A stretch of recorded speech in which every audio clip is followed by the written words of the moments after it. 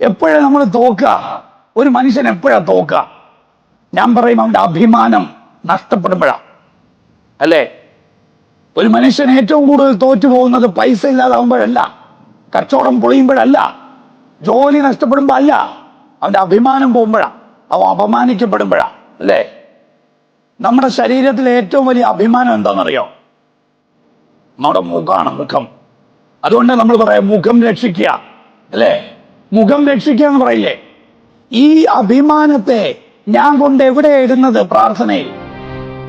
അവിടെ ലോകത്തിലെ ഏറ്റവും അപമാനിക്കപ്പെട്ട ഒരിടത്ത്, നാട്ടുകാരെ തുപ്പുന്നിടത്ത്, ചവിട്ടുന്നിടത്ത് ഞാൻ എൻ്റെ അഭിമാനം കൊണ്ട് വെച്ചിട്ട് പറയാ, ഞാനേ ഇവിടെ ഉള്ളൂ.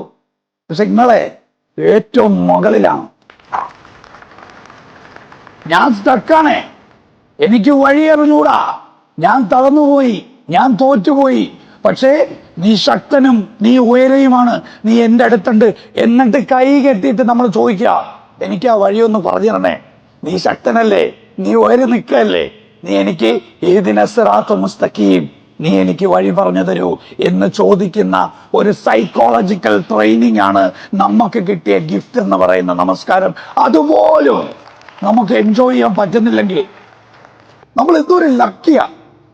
ഒരു ദിവസം 5 നേരം നമ്മൾ ദൈവം ട്രെയിൻ ചെയ്യുക. എന്തിന്? തളരാതിരിക്കാൻ, തോക്കാതിരിക്കാൻ, കോൺഫിഡൻസോടുകൂടി ആരുടെയും മുന്നിൽ തല കുനിക്കാതിരിക്കാൻ.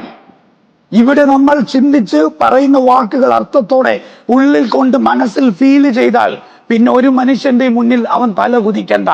അവൻ ഇയാളുടെ മുന്നിൽ, ഈ നിൽക്കുന്ന ആ സൃഷ്ടാവിന്റെ മുന്നിൽ മാത്രം കുനിച്ചാൽ മതി. അതാണ് നമുക്ക് കിട്ടുന്ന ഒരു വലിയ പ്രിവിലേജ്.